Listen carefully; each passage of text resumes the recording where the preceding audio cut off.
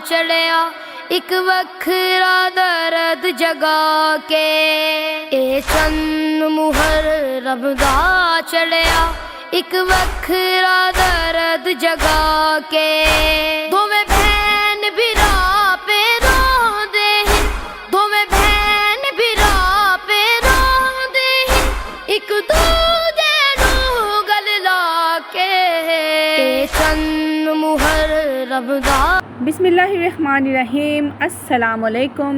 मैं हूँ आपकी बहना और नाम है मेरा सुल्ताना और वेलकम टू सुल्ताना का आशियाना। यहाँ जी सुबह के 10 बज चुके हैं और मैं सब्ज़ी लेके वापस आ रही हूँ, तो मैंने सोचा कि आपको थोड़ी सी ना मजालिस की रूटीन दिखाई जाए कि हम मजालिस में क्या क्या काम करते हैं।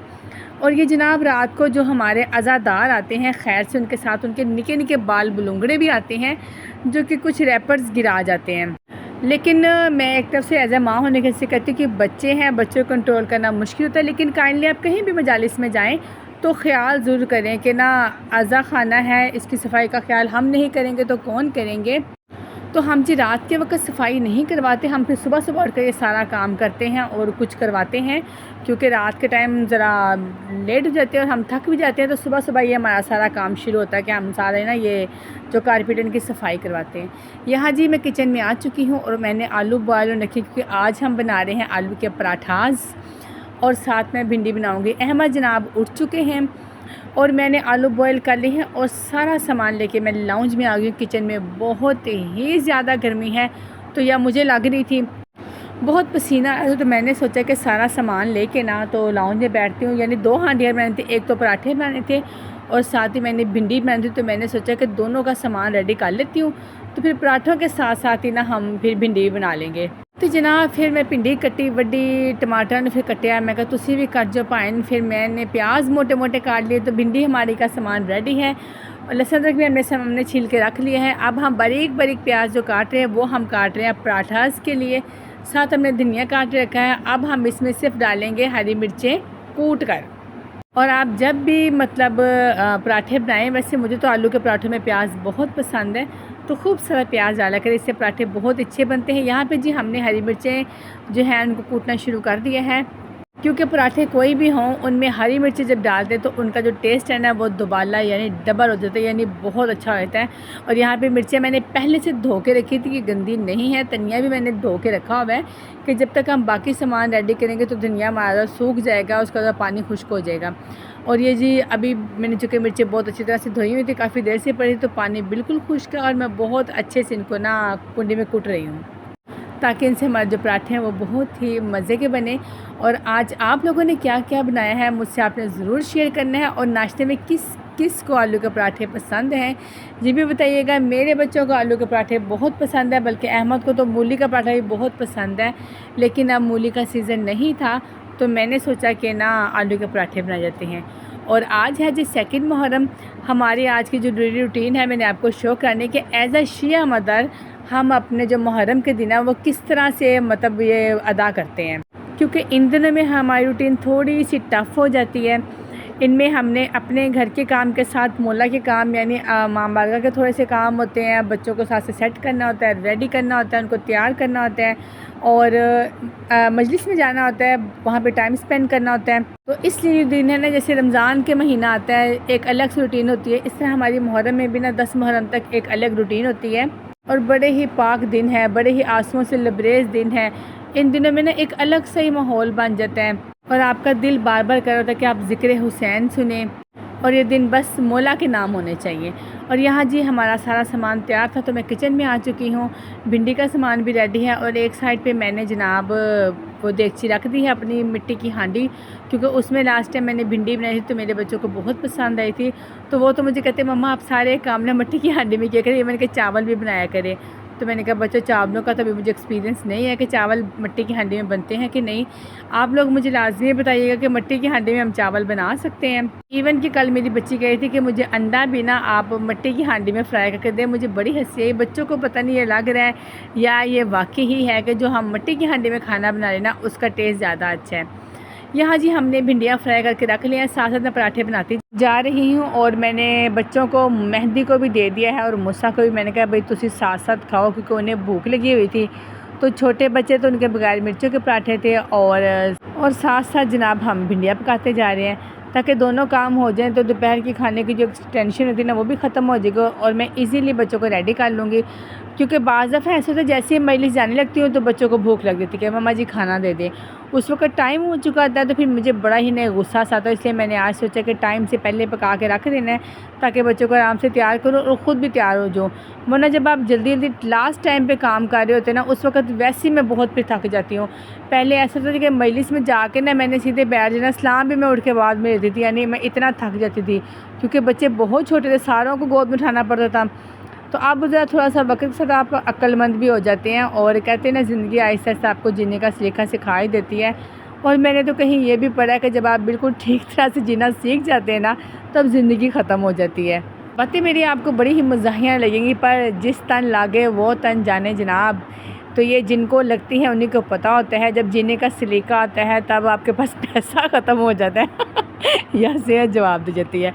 और ये देखें जी जनाब हमारे प्याज फ्राई हो चुके हैं तो मैं इनमें साथ साथ मसाला डाल रही हूँ। टमाटर मैंने जी बहुत ही बारीक बारीक काटे थे और टमाटर मुझे ज़्यादा पसंद है भिंडी में डालना, तो मैं बहुत ज़्यादा डालती हूँ। तो ये टमाटर मैंने बारीक बारीक काटे हुए, लहसुन तक मैंने बीच में डाल दिया। जैसे ही लहसुन तक फ्राई होगा तो हम डालेंगे टमाटर और साथ ही भिंडी। तो ये जी हमारा लास्ट पराठा है। बातें करते करते पराठे मेरे सारे बन गए हैं और भिंडी को मैंने दम पे लगा दिया हुआ है। और अब मैंने बच्चों को बुलाने के आयो ताड़ी मेहरबानी टाइम ना नाश्ता करो, या समझ लें लंच टाइप नाश्ता था क्योंकि तकरीबन 11 साढ़े 11 का टाइम हो चुका था मुझे बनाते बनाते, और बड़े बच्चे भी अभी ही उठे थे। और ये हमारा पराठा रेडी है। अब पराठे को मैं साथ उतार लूँगी। तो जनाब मैंने अब साथ बच्चों को आवाज़ दे दी कि नाश्ता कर लें और लें जी। सारे बच्चे आ चुके हैं। अहमद मेरे को 2 दिन से बुखार, और देखिए कितना कमज़ोर हो गया ना, इसके बुखार से मुझे बड़ा ही खौफ आता है। इसको 2 दिन भी फीवर हो जाए ना तो ये बहुत ही वीक हो जाता है, यानी सबसे ज़्यादा खौफ मुझे इसके बुखार से आता है। बाकी बच्चे हों भी ना तो वो 2 दिन ठीक हो जाते हैं, लेकिन इसका 10 दिन से ज़्यादा कम ना बुखार नहीं मतलब उतरता, और ये चीज़ मेरे लिए बहुत ही परेशानी का बायस होती है। और बच्चों के मैंने ब्लैक सूट डाल कर धोए हुए थे तो मेहंदी साहब ने आज पिंक पहनी हुई है ये पजामी। और यहाँ जी नाश्ता बच्चे कर चुके हैं और मैं इनकी यहाँ पे ब्लैक सूट प्रेस कर रही हूँ। कपड़े थोड़े थोड़े अभी गीले थे लेकिन मैंने कहा खैर है गर्मी है सूख जाएंगे और साथ साथ बच्चे पहन लेंगे ना, क्योंकि रात को नहीं धोए तो और सुबह बड़ी देर से धोए थे, दिल नहीं कर रहा था। और यहाँ जी मेहंदी के कपड़े प्रेस और मेहंदी पहन के माशाल्लाह से रेडी हो गया। देखिए कितना प्यारा लग रहा है ना। ये सूट मूसा का था और मुझे ये बहुत ही पसंद है। ये हमें एक गिफ्ट आया था ईरान से, तो ये मैंने ना बड़े संभाल के रखा था। और अब माशाल्लाह से ये मूसा बड़े हो गए हैं तो ये मूसा कोई छोटा है। इसके साथ का ना अहमद का भी है जो कि अब मूसा को आएगा, लेकिन मूसा पहनता नहीं क्योंकि ये जब ड्रेस पहनते ना इसमें फिर दौड़ा नहीं जाता। और बच्चों को तो आपको पता है आजकल मौका मिलना चाहिए खेलने का। और ये मेरा ड्रेस है जी ब्लैक कलर का। मैंने आज ये वाला अपना सूट वेयर करना है। साथ जो चादर मैंने आज इसीलिए स्किन ली थी कि ब्लैक वाली शोल है मैंने अपनी धोई हुई थी। पीछे वज़ारा का ड्रेस भी मैंने सूख गया हुआ था, प्रेस कर दिया है। अल्लाह का शुक्र है जी सारे जो काम थे वो वक्त पे हो गए। और यहाँ हम आ चुके हैं अज़ा खाने में, यानी इमाम बारगाह के अंदर हम आ चुके हैं। और यहाँ जी हमारी मस्जिद स्टार्ट है। मेहंदी यहाँ पे शुरू में बहुत तंग कर रहा था क्योंकि उसने काफ़ी से बाद मजलिस में आया था तो माइक की आवाज़ से ना लामा साहब की खौफ आ रहा था उसे। लेकिन कल की निस्बत ना आज वो ज़रा सुकून से था। कल तो बिल्कुल ही नहीं बैठ रहा था ना इमाम बारगाह में।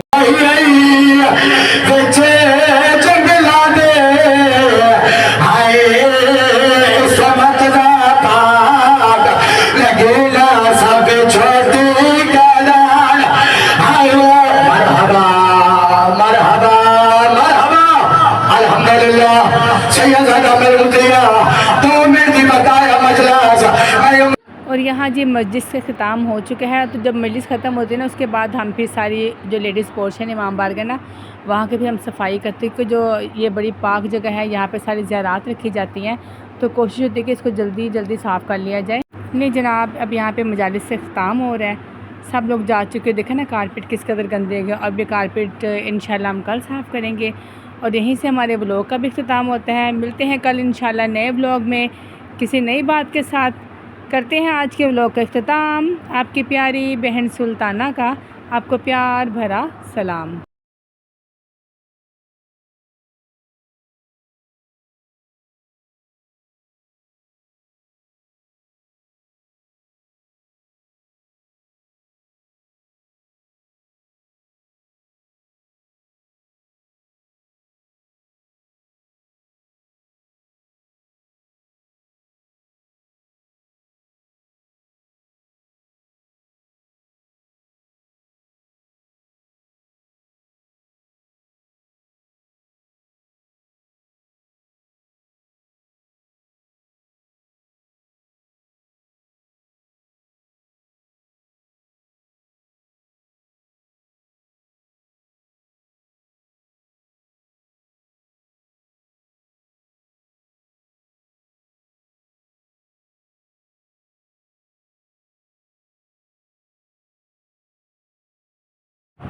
इंशाल्लाह कल मुलाकातों की नए व्लॉग में नए अंदाज में करते हैं जी आज के व्लॉग के ख़िताम।